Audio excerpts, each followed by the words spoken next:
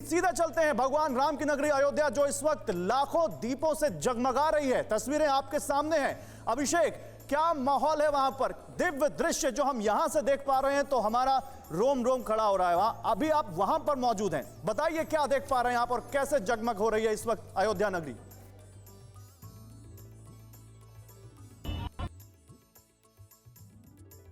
मैं इस समय राम की पैड़ी पर हैं और राम की पैड़ी पर देखिए सामने स्वर्ग द्वार पर अब देख रहे हैं। जो अभिषेक, मुझे लगता है क्योंकि आज वीआईपी मूवमेंट बहुत ज्यादा है अयोध्या में, इसलिए जैमर्स लगे हैं वहां पर, कुछ सिग्नल्स की प्रॉब्लम है। मैं आपके पास आऊंगा, लेकिन देखिए अयोध्या नगरी को आप देख सकते हैं और इसको देखने में आपको कोई प्रॉब्लम नहीं होगी। कम से कम ये वादा तो हम आपको कर सकते हैं, क्योंकि ये तस्वीरें सीधे इस वक्त जो अयोध्या से आ रही हैं, ये वाकई आज हर भारतवासी इसको जरूर देख रहा होगा। राम राज्य की जो परिकल्पना है उसमें हर भारतवासी का समावेश है और वो तस्वीरें जो आपके सामने हैं वो इस वक्त राम की पैड़ी से हैं, राम की नगरी अयोध्या से हैं। मैं सीधे इस वक्त अपने मेहमानों के पास चलूंगा और शुरुआत शलभमणि आपसे करूंगा। शलभमणि जी, सबसे पहले तो आपको छोटी दिवाली की शुभकामनाएं, नरक चतुर्दशी की काफी शुभकामनाएं।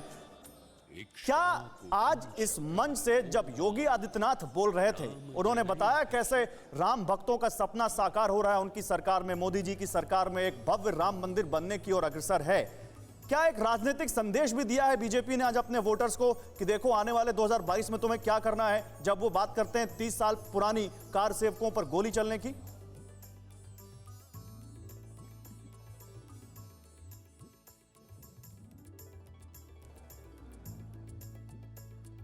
शलभमणि जी, आप तक मेरी आवाज आ रही है? जी आ रही है। जी आपने मुझसे पूछा? जी, आपसे ही पूछा।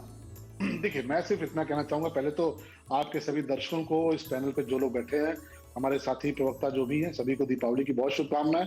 इस देश को आज एक और दीपावली मिली है, WHO में आज जो हमें प्रामाणिकता मिली है उसकी भी सभी को बहुत बधाई। और हम तो सिर्फ एक बात कहते हैं कि देखिए, आज ये शुभ अवसर आया है, ये शुभ अवसर इस बात के लिए आया है कि राम भक्तों ने अपनी ताकत दिखाई है, जो सनातनी लोग हैं उन्होंने अपनी ताकत दिखाई है। और ये एकजुटता का परिणाम है कि जो लोग राम का विरोध करते थे, जो राम भक्तों से नफरत करते थे, जो राम भक्तों पर गोलियां चलवाते थे, जो ये कहते थे कि राम का वजूद नहीं है, जो ये कहते थे कि राम को टेंट में रहना चाहिए, जो ये कहते थे कि नहीं राम के घर में दिया नहीं जलना चाहिए, आज वो भी राम राम अगर कर रहे हैं तो ये सनातनियों की ताकत है, इस देश के लोगों की एकजुटता है। और ये एकजुटता अगर बनी, लेकिन आज जब हम भगवान राम के दीपों उनके राज्याभिषेक की बात कर रहे हो, उनके 14 साल के वनवास को काट कर अयोध्या में वापसी की बात कर रहे हो, एक खुशनुमा माहौल हो, हम मंगल गीत गा रहे हो, उस वक्त क्या ये बात करना आपको लगता है जायज है? मैं इस पर आऊंगा, लेकिन अखिलेश यादव ने एक ट्वीट किया है। अखिलेश यादव ने लखीमपुर खीरी के कांड को लेकर एक ट्वीट किया है, किसानों को याद किया है इस मौके पर। और इसी बीच योगी आदित्यनाथ जब अयोध्या में है आज, तो उन्होंने वहां से क्या संकेत दिए हैं, क्या बात कही है, ये दोनों हम दिखाते हैं, उसके बाद आप लोगों के पास आते हैं। पहले सुनिए क्या क्या योगी जी ने और फिर अखिलेश यादव जी ने क्या उस पर ट्वीट किया।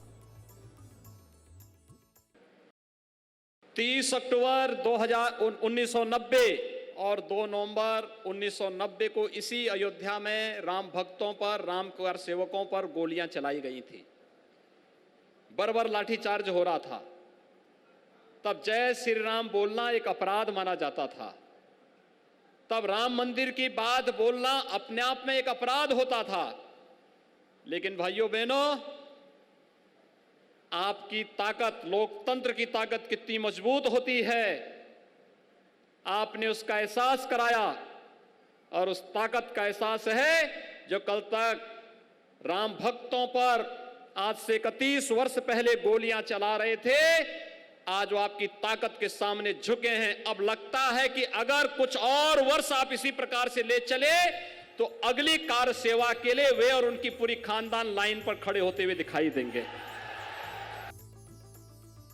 तो देखिए योगी आदित्यनाथ ने क्या कहा, हमने आपको सुनाया। अखिलेश यादव ने क्या ट्वीट किया, लखीमपुर खीरी कांड की याद को लेकर कैसे किसान स्मृति दिवस वो मना रहे हैं, ये भी हमने दिखाया। मनोज यादव काका जी भी इस वक्त हमारे साथ हैं। और देखिए हमारे साथ जो स्टूडियो में गणमान्य लोग हैं उनसे भी हम बात करेंगे, उनको भी इस डिस्कशन में शामिल करेंगे, उनसे भी बातचीत करते रहेंगे, उनका भी जरूर इस पर कोई ना कोई मत होगा।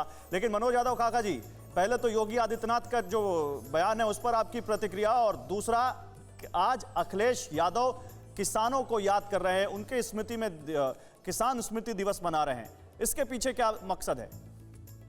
देखिए, समाजवादी पार्टी हमेशा से, आपके सभी प्रश्नों का क्रम से मैं उत्तर देना चाहूंगा समाजवादी पार्टी हमेशा से किसान मनस्क पार्टी रही है। हमारी पार्टी जब से किसान संयुक्त मोर्चा का आंदोलन चल रहा है तब से उसके हर आंदोलन में हम उनके चाहते हैं, क्योंकि इस देश में जो दिए आज मर्यादा पुरुषोत्तम भगवान राम की जन्मस्थली पे जल रहा है, ये देश कृषि प्रधान देश है। इस देश की जो अर्थव्यवस्था है वो कृषि आधारित है। इस देश में एक आंकड़े के अनुसार 9 करोड़ किसान परिवार है। अगर उन किसान परिवारों के घरों में आज एक एक दिए जलते, अगर इस दुख के समय में जब देश में 700 किसान शहीद हो गए, मनोज जी, इस समय में जब बिल्कुल बिल्कुल दिए जलने चाहिए थे। इस घर के, इस देश के हर घर में दिए जलने चाहिए थे। लेकिन अगर हम किसानों को याद कर रहे हैं, तब योगी आदित्यनाथ कह रहे हैं कि 31 साल पहले किसने कार सेवकों पर गोलियां चलवाई थी, उनको नहीं याद करेंगे। उनके घरों में दिए नहीं जलने चाहिए थे उस साल। किसको कटघरे में खड़ा कर रहे हैं वो? योगी आदित्यनाथ 30 साल पीछे, 31 साल पीछे इसलिए जाते हैं कि आज योगी आदित्यनाथ तर्क विहीन है, मुद्दा विहीन है। उनकी हैसियत नहीं है, उस सरकार की हैसियत नहीं है कि रोजगार पे बात करें, गरीबी पे बात करें, किसानों के मुद्दे पे बात करें, दलितों पिछड़ों पे बात करें, गांव में सड़कों पे बात करें, गांवों के घरों से जो कोरोना काल में और आज के डेंगू के देखिए इसी परवाह देश की, सोमवार से शुक्रवार रात 10 बजे TV9 भारतवर्ष पर।